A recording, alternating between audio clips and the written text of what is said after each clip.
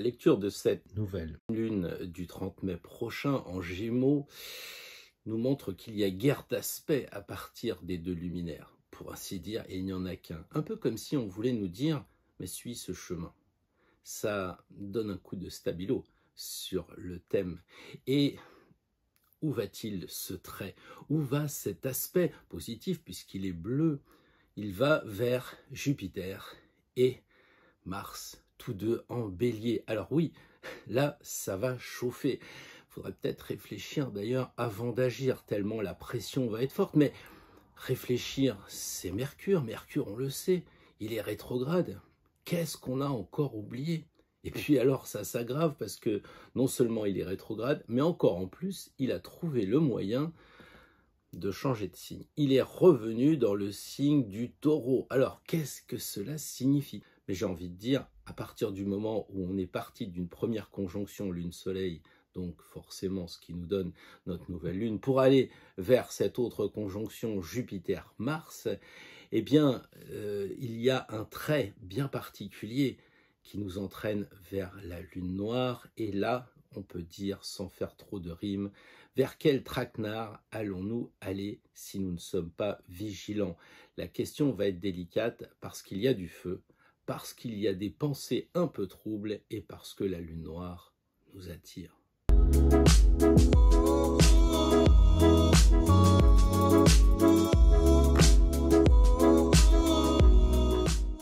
Bonjour à toutes, bonjour à toutes et bienvenue aux nouvelles personnes qui se sont abonnées récemment et qui ont permis, eh bien, l'union fait la force avec les anciens de faire passer la chaîne à plus de 8K.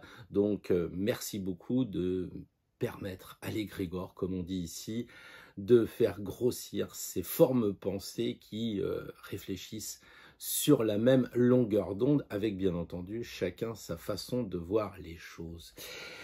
Merci donc d'être si nombreux et puis également merci bien entendu de faire suivre cette vidéo, de penser à mettre le pouce en l'air si ça vous a plu. Merci aussi de faire sonner la cloche et de vous abonner bien entendu si cela vous convient. Alors cette nouvelle lune du 30 mai prochain eh bien, est très intéressante, on vient de le voir parce qu'elle va nous secouer un petit peu et j'ai envie de dire tellement c'est intense que je me suis permis d'en parler déjà dans le mail quotidien auquel je vous propose de vous abonner en écrivant directement à cette adresse qui est en dessous là, en dessous moi, et puis aussi plus bas encore en description, spiral@hotmail.fr pour être tenu au courant de ce qui se passe. Alors oui, on a un Premier ministre nouveau, alors on fait un petit peu des projections sur le thème, qu'est-ce qui va se passer, on est entre nous dans le mail quotidien, des choses que je ne peux pas dire nécessairement ici. Et du coup, j'ai déjà parlé de cette nouvelle lune en mai parce qu'elle n'est quand même pas banale. On le sait tous, 2022, ça fait 6, c'est l'amoureux et c'est l'année du choix. Tout le monde le dit, tout le monde en parle, mais nous, cette nouvelle lune, allons le vivre parce que le choix est clair et net. Nous avons d'un côté un bel aspect, on va dire un sextile, entre le Jupiter et le Mars, qui sont bien en forme en bélier et qui ont un regard, on va dire, avec la Lune et le Soleil. Alors, qu'est-ce que ça signifie? Déjà, qui dit nouvelle Lune, dit nouveau départ, nouveau projet. Donc, on est bien sur cette logique de commencer quelque chose et d'avoir surtout l'énergie. Parce que si on écoute cette idée de nouvelle Lune, c'est bien pour savoir quelles sont les énergies qui vont nous prédisposer à faire ou ne pas faire certaines choses. On l'oublie un petit peu trop. On sait très bien quand il y a la météo et que c'est un petit peu couvert, bah, il vaut mieux prendre le parapluie.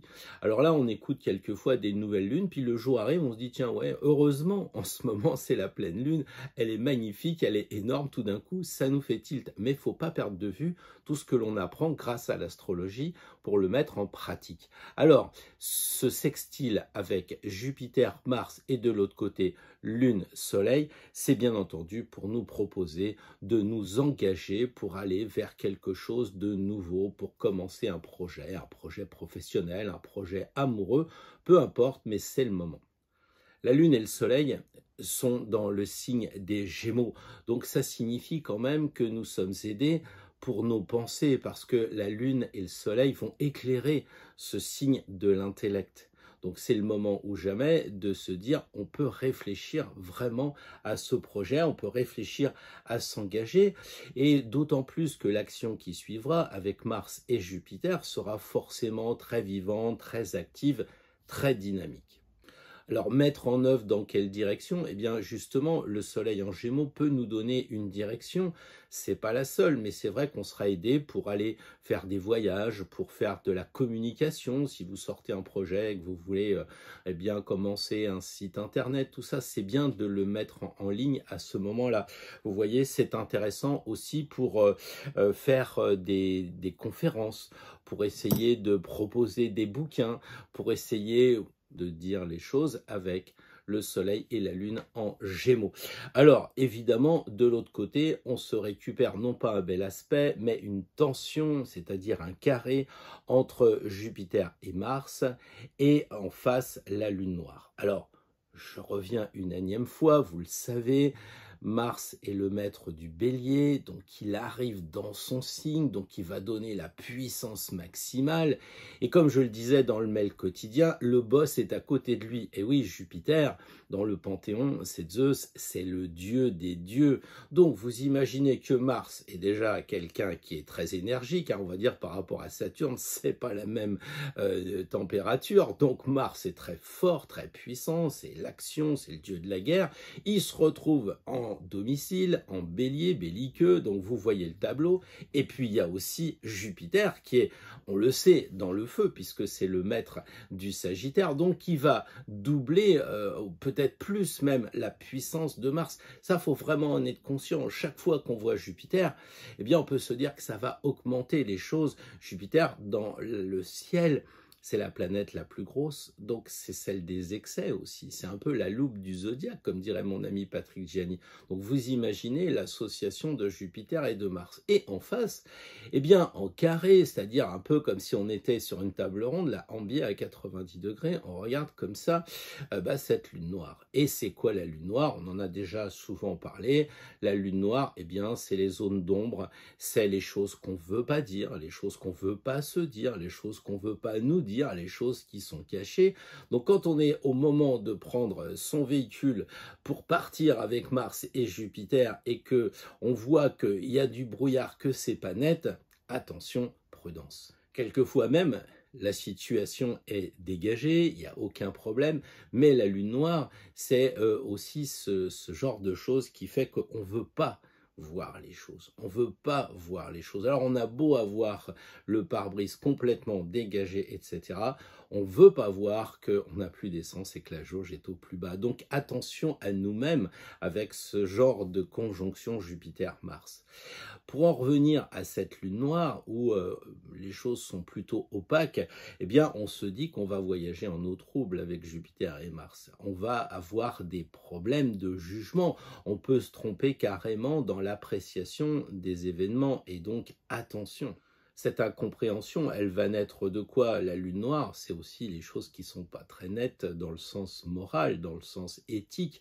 Donc attention, si on a un aspect un peu particulier avec Pluton qui nous entraîne dans des choses pas très honnêtes, borderline on dirait, il faut être vigilant avec tout ce qui va toucher la morale, avec tout ce qui va toucher l'éthique. Encore une fois, il faut être le plus honnête possible, et la lune noire, elle n'a pas tellement tendance à nous entraîner sur ce chemin. Donc attention aussi à Jupiter qui va aggraver nos comportements. Vers quoi allons-nous aller? C'est une sacrée question avec ce décor. Allons-nous vers les eaux troubles? Allons-nous vers des actions dirigées vers l'ombre? Risquons-nous pas de faire des erreurs de jugement, de nous tromper dans l'appréciation, aussi semer l'incompréhension autour de nous? Donc là, je pense que ça mérite de réfléchir plus profondément et de se dire mais comment on va se sortir de ce choix, parce que vous voyez le tableau, la lune noire, l'eau trouble, et puis de l'autre côté, du point de vue de Jupiter-Mars, on voit effectivement le soleil, la lune et tout va bien. Donc on a un choix assez cornélien. À mon avis, lorsque l'on a un choix, quelque chose à décider, eh bien, l'idée est déjà de raisonner soit d'une façon microscopique, soit d'une façon macroscopique. On a le thème qui va nous répondre à notre question. Il y a des éléments de réponse qui sont intéressants. Mais il ne faut pas oublier non plus que le thème s'inscrit dans un parcours beaucoup plus grand. C'est une vision vraiment holistique. On l'oublie trop souvent. On va regarder son thème en disant « mais pourquoi ça m'arrive à moi? Mais qu'est-ce qui se passe ?» Bah oui, mais regarde le thème de ton mari, de tes enfants. Tout s'inscrit dans une globalité. C'est vraiment important. Dans le tarot, la première chose qu'on voit, on prend notre baluchon, on s'en va, on tombe sur le battleur. Et le battleur, il a une table avec 3 pieds, quoi. On se dit « mince, il en manque un ». Alors on cherche, évidemment, c'est facile à trouver, puisque après le 1, la réponse est dans le 2. Alors, une fois que vous avez passé le « ah, j'avais jamais vu ça, j'y avais pas pensé », ou bien « ouais, je le savais », et qu'est-ce que cela indique? Le fait que la problématique est dans la 1 et la solution est tout de suite dans la 2. Eh bien qu'il faut raisonner dans un ensemble. On ne peut pas isoler une carte par rapport au reste. Ça vaut dans un tirage comme ça vaut dans l'étude du tarot en général, mais c'est la même chose en ce qui concerne l'astrologie. Il faut vraiment avoir ce réflexe de globalité. Et le chapeau du battleur est exactement comme un cercle simplement vrillé en forme de lemniscate. Donc en fait, le cercle, c'est l'astrologie. Vriller, c'est la tarologie. On pourrait aller en ce sens. Mais la solution est la même. Dans tous les cas, on nous invite à réfléchir globalement. C'est vraiment important. Donc, en ce qui concerne Jupiter et Mars, notre problématique, est-ce qu'on va donc vers le Soleil ou est-ce qu'on va vers la Lune noire? Eh bien, c'est simple. Il suffit de voir d'où ils viennent. Ils sont donc à quelques degrés du Poisson. Et donc, ça ne vous échappe pas que tous les deux viennent forcément du signe des Poissons et de la spiritualité. Donc, ils ont reçu l'initiation. Rappelez-vous, il y a quelques vidéos, quand Mars, chemin faisant, on parlait de coups d'épée dans l'eau, arrivait dans un monde de l'océan, un monde illimité qu'il ne connaissait pas. Il frappe à la porte du temple des Poissons, et là, Neptune arrive avec son trident, là... Alors vous vous dites, tiens, ils vendent des Maserati. Pas du tout, c'est le dieu de la mer, de l'immensité, de l'initiation et de la spiritualité. Jupiter, évidemment, qui lui connaît bien le truc, puisqu'il était le maître des Poissons avant de céder son trident à Neptune. Donc, Jupiter et Mars viennent de la spiritualité, ils viennent de l'initiation. Et c'est génial, parce que là, ils se retrouvent sur un champ de bataille. Ils sont en bélier, premier signe super dynamique du printemps.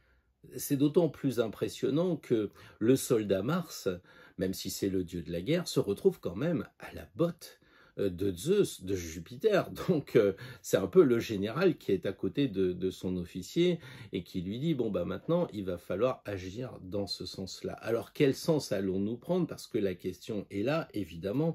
Est-ce que nous allons nous rappeler que nous avons vécu cette initiation? C'est pas que Mars et puis Jupiter, c'est vous, c'est moi. Vous vous souvenez, la pleine lune du 16 mai, comme elle était forte, comme elle était intense? Vous vous souvenez ce moment du Vésac? Vous vous souvenez ce moment où Jupiter-Neptune était dans le signe des Poissons? On a été initié, on a reçu cette belle initiation. Alors évidemment, si on se plonge dans les informations à longueur de temps, c'est difficile d'être dans cette dimension d'ouverture. Mais si on a pris le temps de réfléchir, de méditer, de se connecter avec nos amis de la nature, les arbres, les fleurs, les signes, les pierres retournées, c'est infini.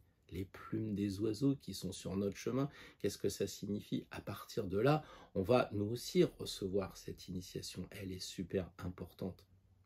Donc, comme Mars et comme Jupiter sont nos propres énergies, par le biais de la connexion avec les planètes, nous nous retrouvons avec ce choix. Qu'est-ce que nous voulons faire? Est-ce que nous voulons aller vers la lune noire avec, c'est quoi ce qui est noir? Ce qui est noir, c'est qu'on reste à la maison, on est confiné.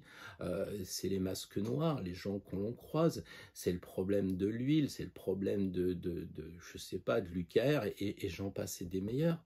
Ou alors, est-ce qu'on veut vraiment aller vers la lumière et poursuivre notre initiation, c'est-à-dire après avoir été initié, qui veut dire recevoir des connaissances secrètes, mais qui dit aussi initier le début. On initie un projet et justement, on est en pleine lune, en nouvelle lune, et ça tombe bien, initions un projet. Mais continuons aussi le chemin entrepris en Poisson pour mettre en place dans l'action, dans le feu de l'action, eh bien, nos projets. Mais attention de bien les diriger, d'être certain que les choses soient justes et qu'on ne soit pas égaré par la lune noire qui nous fait un petit peu comme le diable. Hé, viens voir un peu, j'ai des belles choses à te faire voir. Regarde comme je suis grand. Et vous, vous êtes initié, vous regardez, vous dites, mais attends, le diable, c'est le plus petit bonhomme de tout le jeu. Et quand on le regarde, il paraît immense. Évidemment, il a triché, il est monté sur de l'or, il est monté sur du pouvoir avec l'argent. Donc attention de ne pas nous faire avoir par ce côté des miroirs aux alouettes. Après cet effort quand même pas anodin, mais de vision plus large, revenons dans le thème, et c'est ce que l'on fait généralement, qui est une bonne solution, mais à mon avis qui oublie quand même un petit peu l'expérience. Vous savez, vous êtes là avec votre Mars, derrière il y a Jupiter, vous partez en vacances, et puis vous regardez la jauge, l'essence, tout ça, mais si vous avez déjà suivi ce parcours, il est bon de se rappeler qu'à un endroit, le pont est trop étroit et votre voiture, elle passe pas. Donc l'expérience compte, la vision globale compte, comme la vision, on va dire, précise du thème compte. Alors, la planète qui reçoit peu d'aspects, on l'a dit, c'est la Lune et le Soleil, et celle qui en reçoit le plus, bizarrement, c'est Mercure. Alors Mercure, évidemment, lui, il a pas mal de liens. Alors évidemment, avec Saturne, il est en carré avec Saturne en Verseau, donc on imagine déjà Saturne, le vieux, l'ancien, le grand-père, le père, et puis le jeune Mercure, donc des tensions père-fils en perspective. Ensuite, évidemment, il y a un aspect avec Pluton qui, pour une fois, est en trigone, donc c'est quelque chose d'assez sympathique qu'on peut voir après. Et Mercure est aussi en sextile avec Neptune, donc là, la communication va être intéressante à étudier. Et puis aussi la conjonction de Mercure qui est avec les nœuds lunaires, c'est-à-dire avec notre direction. Bien sûr, astrologiquement, c'est difficile de rapprocher Mercure d'Uranus parce que l'orbe est trop grande, mais ils sont quand même assez proches. Il y a un clin d'œil qu'on pourrait quand même garder un petit peu dans notre arrière-boutique. Alors le paradoxe, c'est que la Lune et le Soleil rentrent en Gémeaux et puis Mercure en sort. Donc qu'est-ce que ça signifie? Ça signifie qu'on a oublié quelque chose ou ça signifie qu'il ne faut pas perdre de vue justement la matière, parce que en revenant dans le signe du Taureau, Mercure nous indique qu'il ne faut pas perdre pied avec la réalité, parce que quand Mercure est chez lui en domicile dans le signe des Gémeaux, il va penser, alors oui, le Soleil et la Lune sont là pour dire, j'en ai parlé en introduction, effectivement nos pensées vont être quand même bien sollicitées, mais Mercure lui va donner une direction avec le Taureau, une pensée beaucoup plus matérielle, beaucoup plus concrète. Et la réalité de ce que veut nous dire Mercure, c'est une réalité vers nos buts, puisque on a une conjonction avec le nœud nord, donc c'est-à-dire qu'il va falloir réfléchir à nos objectifs, et comme on est en nouvelle lune, ça va être vraiment intense, donc réfléchissons à retrouver nos objectifs, retrouver notre façon de voir les choses concrètes. Pourquoi j'utilise le mot de retrouver? Eh bien parce qu'on revient sur nos pas.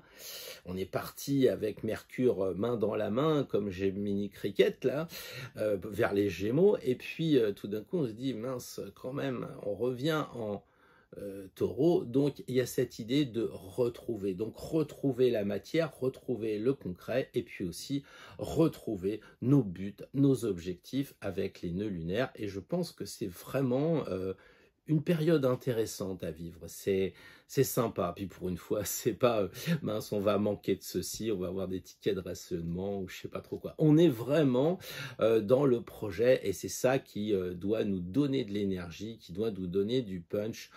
On a autre chose à faire que de se prélasser dans Alors là, la vision politique de l'information, je ne vais pas m'énerver, mais est-ce que le président va être réélu, pas réélu? Il est réélu, qui va être le Premier ministre? Mais le Premier ministre va nommer qui? Et puis, ah bah, le ministre du machin va voir tel secrétaire d'État, et puis il va agir comme ça. Et... Moi, j'aime bien regarder les plumes par terre quand je me promène. Je regarde l'orientation, je regarde la couleur, et souvent, ça me parle. Ça me parle, mais c'est la différence entre le mental et l'intellect. Vous savez, le mental, bonjour, alors bienvenue sur la chaîne. Et puis, il y a aussi l'intellect, le côté froid de l'intelligence qui dit, mais qu'est-ce qu'on a voulu me dire ici? Donc, je pense que cette nouvelle lune, elle est vraiment intéressante pour nous donner un passage à l'action.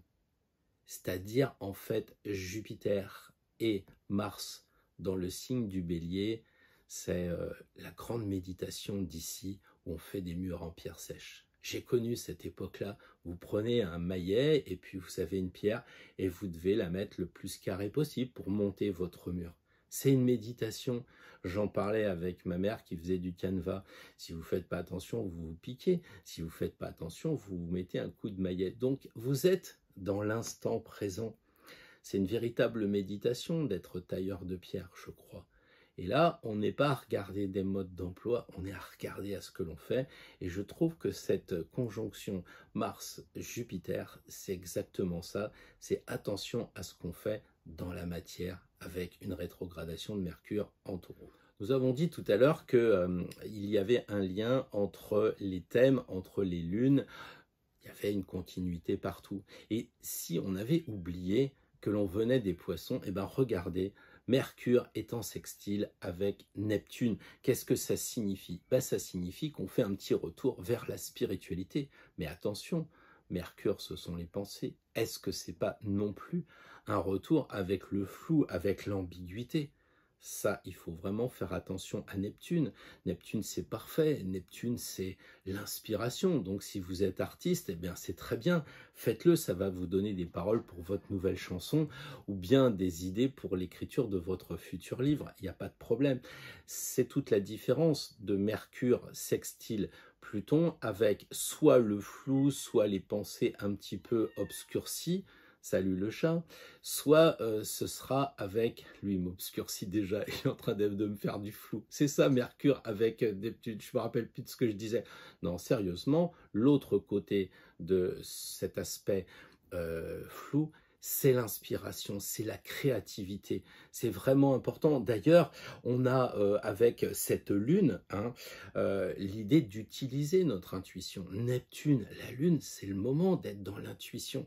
Surtout pas dans le côté discursif, dans le côté de regarder des modes d'emploi, de désinformation, des choses comme ça. Laissons parler notre cœur. On peut en plus aller encore plus loin avec Pluton. Et oui, Pluton, lui, il est en trigone avec Mercure. Donc vous voyez, aller plus loin vers où? On en a parlé tout à l'heure. On a ce sextile cette conjonction de Mercure avec les nœuds qui nous dit allez vers vos projets de communication, vos projets de voyage, vos projets d'études. Et Pluton en rajoute une louche en disant attendez, j'arrive, je suis en sextile. Vous pouvez aller encore plus loin dans vos profondeurs, vous pouvez aller encore plus dans la précision de vos projets. C'est une étude vraiment approfondie. Vous voyez, c'est un peu le petit plus que le commerçant vous offrirait. Alors évidemment, le problème, c'est que Pluton, à force de creuser, quelquefois, il trouve. Et qu'est-ce qu'il peut trouver dans ces études approfondies, puisqu'on a les études, c'est Mercure, est très profonde avec Pluton, ils creusent, et à un moment donné, ils peuvent trouver des choses qui ne vont pas. Et là, c'est peut-être le moment de remettre les choses en question. C'est-à-dire que notre projet professionnel, soit il n'est pas suffisamment abouti, soit il n'est pas sur de bonnes fondations, et ça devient un vrai problème. Donc, Pluton va nous dire, il faut détruire pour reconstruire. Et je pense que là, c'est une option qu'il faut prendre en compte. Il ne faut pas construire sur du sable, on le sait. Et Pluton est là pour nous dire tout ce qui ne va pas, moi je le nettoie, je le purifie. On recommence. Je crois qu'avec Pluton, il y a cette idée de renouveau, cette idée de renaissance. Oh, parce que vous voyez dans les actualités, non. Non, je pensais à François Ier Chambord, je pensais à Léonard de Vinci, multiculturel cet homme-là. Là, c'est vraiment une époque de la Renaissance. Vous voyez, faut pas croire ce qu'on voit, faut pas croire ce qu'on nous dit. Il faut qu'on utilise les forces plutoniennes pour vérifier. Le Moyen Âge, c'est pas un moment obscur avec des mecs qui font des cartes dignes de Tintin et Milou. Non, non, c'est beaucoup plus précis que ça. C'est beaucoup plus initiatique que ça. De grâce, ne nous moquons pas de cette période qui a vu la semaine à 35 heures. Enfin, je ne sais pas si vous connaissez tous ces philosophes qui avaient déjà tout prévu à l'époque. Donc, c'est très intéressant. Il y a un choix, il y a deux propositions et quelquefois elles ne sont pas antinomiques. Hein. Ce n'est pas un souci, on peut très bien s'entendre avec belle maman qui de temps en temps nous aide dans notre couple et puis évidemment être très heureux avec cette jolie personne. Pourquoi faudrait-il choisir? Personne ne nous a interdit de dire dans l'arcane 6, mais je prends les deux, simplement avec leur capacités respectives, leurs compétences, enfin bref, ce qui nous plaît. Pourquoi être toujours dans la division? Attention de ne pas passer de 6 à 15. Donc là, on a un peu cette idée-là aussi. Pourquoi? Parce que d'un côté, on a quelque chose de très spirituel, de très subtil, et puis de l'autre côté, on a vraiment la matière, le réel. Question subtile, eh bien c'est simple, il suffit de voir notre Mercure, il touche des planètes, on a dit tout à l'heure, assez nombreuses, mais regardons-les un petit peu. Il y a Neptune, il y a Saturne, il y a Pluton, on a aussi avec une orbe assez large, on a dit on avait Uranus, donc on a, me semble-t-il, une dimension très spirituelle, très subtile à étudier avec Mercure. Et puis Mercure, c'est aussi le réel, puisqu'il est revenu dans le signe du Taureau, donc pour expérimenter concrètement, pour être dans la réalité. Là, c'est intéressant. C'est pour ça qu'il y a vraiment ce lien entre le passage en Poisson et puis le passage dans le feu purificateur du Bélier. C'est vraiment intéressant. Donc là, le contexte est très clair, il est pratique. Mercure, c'est les études. Le Taureau, c'est la pratique. Ce sont vraiment des études pratiques. C'est est-ce que ça marche? Est-ce que ça fonctionne? Parce que très souvent, on est dans la théorie, mais regardez, on fait quand même marcher un petit peu le LEM dans le Nevada avant de l'envoyer sur la Lune. Si on pouvait tout expérimenter avant, ça serait quand même pas mal. Parce que si on a le regard vers la lune noire, il est clair qu'on peut se faire envahir par le doute. En effleurant le regard de la lune noire, ça va être l'ouverture vers le côté de l'ombre. Et là, on va vraiment passer du 6 au 15. Donc attention à bien rester centré avec la lune qui est exactement conjointe au soleil. Ça aussi, c'est la signification. Si la lune veut être éclairée par le soleil, il faut qu'elle tourne d'une certaine façon. Alors, de temps en temps, elle perd son éclairage, mais d'un côté de la Terre, mais sinon, de l'autre, elle y est.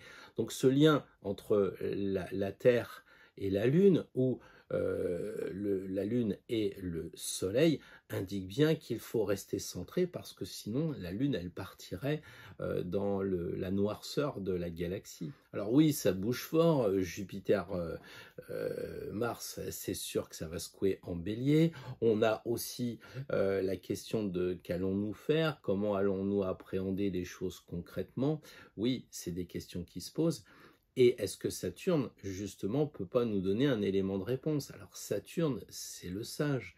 Saturne, c'est celui qui tempère.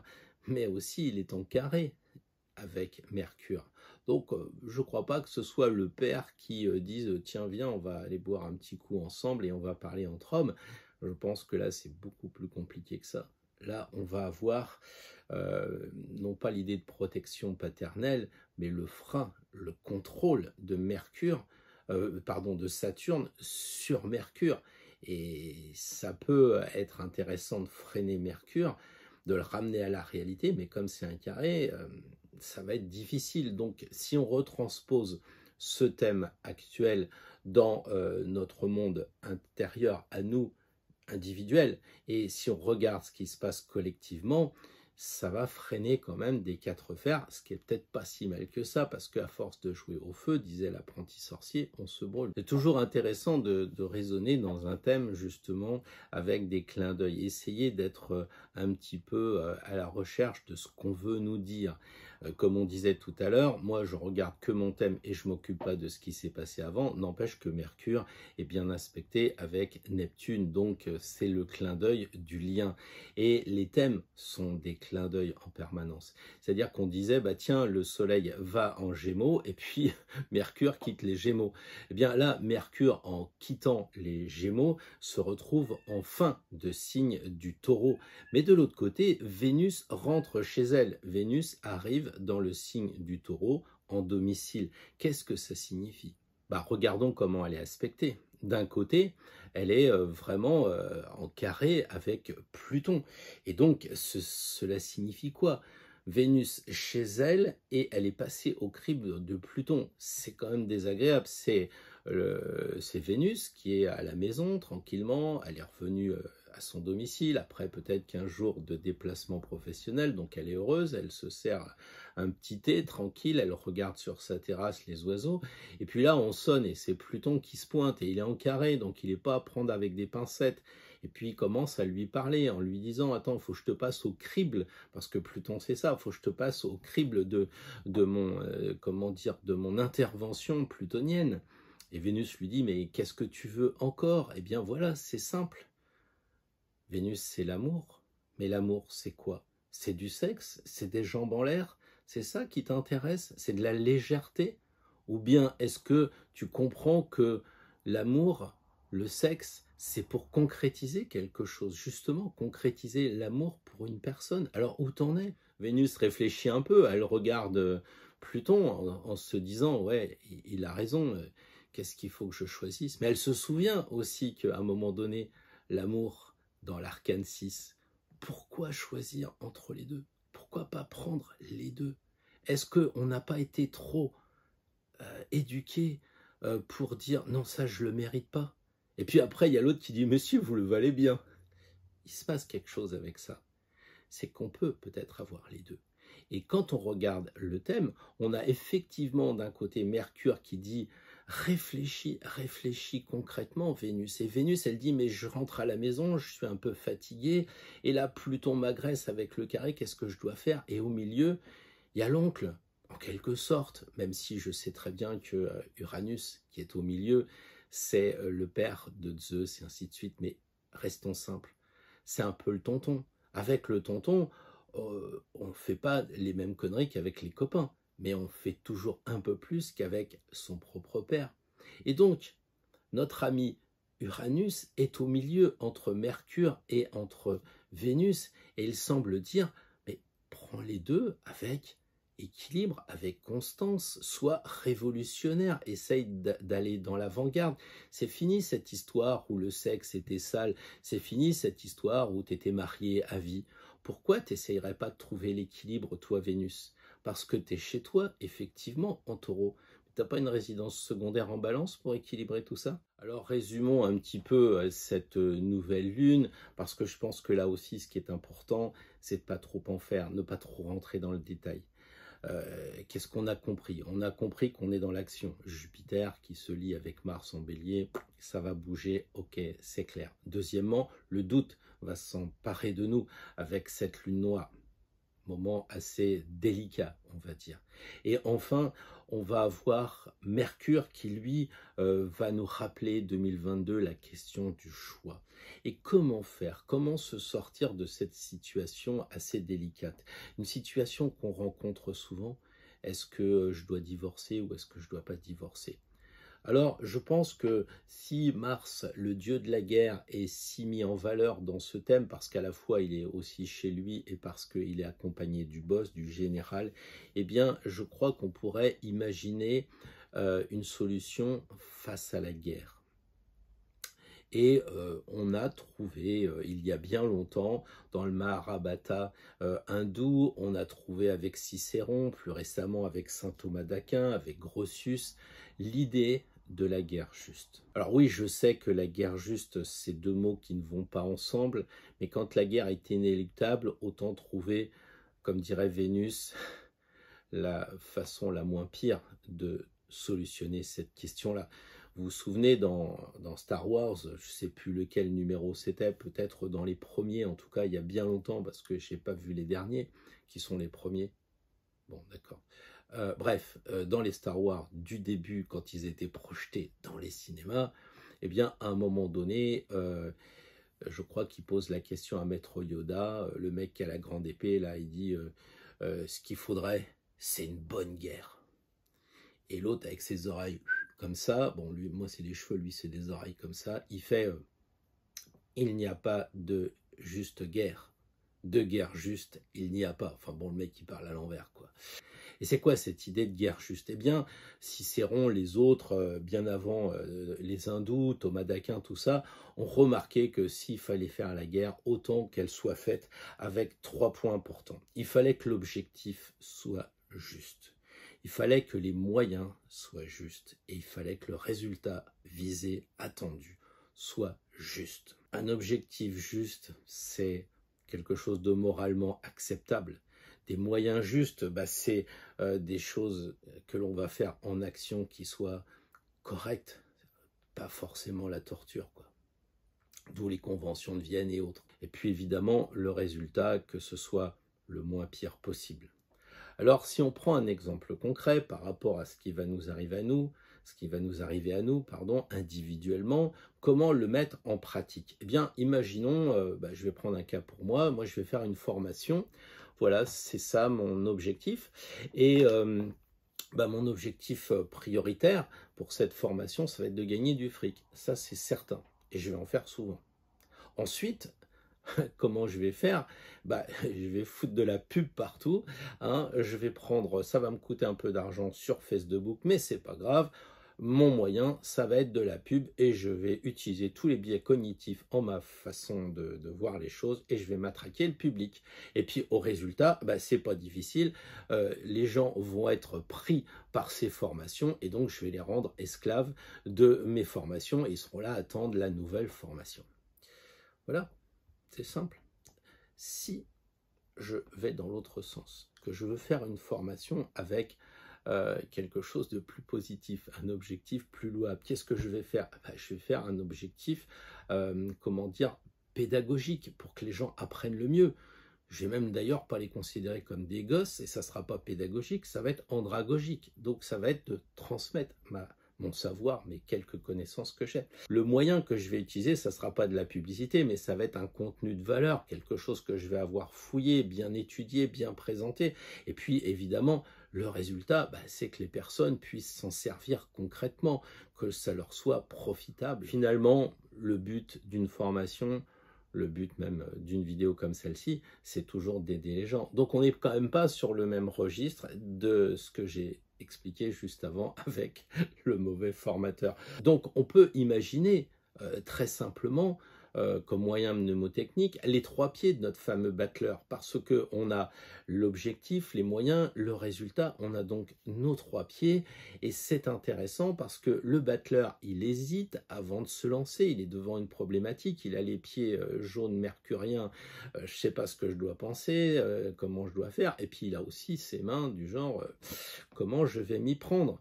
Donc on est vraiment, s'il fallait utiliser une carte et pour marquer sur le plan justement pédagogique, pour bien retenir la chose, le battleur me paraît super intéressant. Donc du coup, on va reprendre cette idée de guerre juste en utilisant quelque chose de concret qui peut toucher certains d'entre nous, ou bien nos amis aussi autour de nous, et qui disent, voilà, il faut que je divorce, quoi. Alors, c'est la guerre dans le couple, d'une certaine façon. Là, on n'est pas avec un problème de formation, on est avec plusieurs personnes. Il y a le conjoint, il y a les enfants, il y a plein de choses qui rentrent en ligne de compte. Donc, du coup, l'idée de guerre juste est très intéressante. Le battleur, il est effectivement indécis, mais il a un chapeau qui est en lemniscate. Et on la retrouve où? On la retrouve dans l'arcane 21. Vous vous souvenez, en bas, les traits comme ça signifient la lemniscate, donc l'infini. Donc c'est quand même une problématique qui va nous marquer à vie. Même à notre décès, on se rappellera qu'on a été marié avec telle et telle personne. Donc c'est quelque chose d'extrêmement important. Donc la première chose, les objectifs. C'est quoi l'objectif? c'est de quitter sa femme ou son mari pour trouver son amant ou sa maîtresse. C'est ça l'idée? Ou bien il vaut mieux qu'on se sépare parce qu'on se fait du mal et c'est pas bien. Ensuite, les moyens mis en œuvre, ça va être comment on va faire. Soit on va dire, oui, on se sépare, et puis je vais essayer d'aller à la banque et de te piquer l'argent avant que ce soit officiel. Je vais essayer de prendre tous les objets et les mettre dans un coffre-fort ou dans un container. Ou bien est-ce que le moyen utilisé, le moyen juste, serait de dire au nom de toutes ces bonnes années, on va partager plus qu'équitablement. Équitablement, c'est, comme dirait Jean-Jacques, je prends le bocal et tu prends le poisson rouge. Je prends la table et tu prends les 4 chaises. Là, c'est peut-être tu prends le bocal et le poisson, et puis moi, je vais prendre la table. Donc, c'est ça l'idée de comment dire, de moyen juste. Le résultat, c'est quoi? C'est de dire, bah, tu m'as enquiquiné, tu vas te retrouver tout seul, tu vas te retrouver toute seule, et ça va te faire du bien. Ou alors de dire, bah, on s'est séparés au mieux pour les enfants. Donc, vous voyez quand même que la guerre juste, c'est de trouver une approche la moins pire possible face à une situation terrible. Donc j'en arrive à la fin pour vous proposer ce fameux tirage en 3 cartes cette fois. Donc on aura les objectifs, on aura les moyens et puis on aura le résultat. Alors vous me direz, c'est un petit peu pareil, mais la problématique, c'est pas de tirer les cartes. La problématique, c'est pas d'interpréter les cartes, contrairement à ce qu'on croit. La vraie problématique, c'est de poser la bonne question. Et donc en ce moment, avec tout ce qu'on a dit avant sur cette lune, on va être contraint, peu ou prou, par les ondes de cette nouvelle lune du 30 mai, eh bien, de prendre des positions. Et puis, si jamais c'est pas demain que ça se passe, c'est-à-dire que si dans la semaine qui vient, on n'est pas mis au défi, on aura quand même les énergies qui nous permettront de travailler. Vous voyez? C'est un petit peu comme si vous deviez vous lancer sans vraiment de résultat. C'est juste une expérience énergétique. Donc du coup, on pourrait imaginer que cet après-midi, ou après avoir étudié cette vidéo, bah, vous vous lanciez tout seul sur un thème personnel. Donc là, ça vous regarde, hein, je ne sais pas, prendre une décision importante, je change de métier, je change de personne avec qui je vis, enfin voilà, quelque chose de fort. Prendre 3 cartes pour nous donner un point de vue, un conseil. Après, on est toujours libre de ce conseil de cartes. Plus ou moins. Plus ou moins. Parce que si le tarot nous donne des conseils et que systématiquement on fait l'inverse, c'est comme si vous allez voir Robert ou si vous allez voir Marie-Chose et vous lui dites, tiens, est-ce que tu peux me conseiller? Et chaque fois, vous faites exactement l'inverse ou vous ne tenez pas compte du conseil. Il se pourrait bien que Robert et puis Marie ne vous conseillent plus avec la même honnêteté, la même intensité, jusqu'à ne plus vous conseiller du tout. Donc le tarot, il faut s'en méfier quand même. C'est qu'à un moment donné, si vous conseille et que vous lui riez au nez, il arrivera un moment où quand vous tirez les cartes, ça va être n'importe quoi. Donc, il vaut mieux ne pas tirer de cartes. Personne ne nous oblige à sortir le jeu et à tirer les cartes. Pourtant, tous les matins, chaque fois que je peux, je dis mais sortez les cartes, faites un tirage, rendez vivant la théorie, passez à la pratique, etc. Mais si c'est pour dire ouais, bah, je m'en fous, bah, ce matin, comment je dois me comporter aujourd'hui, bah, j'ai tiré la papesse, donc ça veut dire je vais rester tout seul, je vais étudier mes dossiers, je vais bouquiner. Dès que vous êtes dans le bus, vous parlez avec des gens. Dès que vous arrivez au boulot, vous buvez le café et vous reparlez encore avec des gens. Vous faites des réunions au lieu d'étudier les dossiers. Bon, le soir, quand vous rentrez, vous pouvez vous poser la question, est-ce que demain matin, ça vaut le coup que je tire une carte? Est-ce que demain matin, ça vaut le coup que je suive bien le conseil? Parce que le tarot, il va peut-être me faire une embrouille. Donc attention à ça. Bref, revenons à nos moutruches, pardon, nos moutons, parce que moutruches, c'est les gens, ils sont moitié moutons, moitié autruches. Donc revenons à nos moutons, et vous voyez qu'on a donc 3 cartes qui vont être une probable comment dire, aide, accompagnement à votre problématique. Et puis, demain, on va se retrouver à 9 heures, signe par signe, avec l'esprit de cette nouvelle lune pour répondre à un défi plus général. Voilà. Donc, rien n'empêche de faire les deux. Vous pouvez très bien commencer à faire ce tirage dès maintenant, le mettre en place avec, je reviens, objectif, moyen et résultat. Et puis, demain matin, on se retrouve signe par signe pour reparler, pour revoir un petit peu cette nouvelle lune du 30 mai qui a l'air vraiment intéressante, mais quand même qui mérite le détour à être étudiée avant de se lancer n'importe comment pendant cette période. À demain matin. D'ici là, vivez bien et surtout, prenez votre chemin.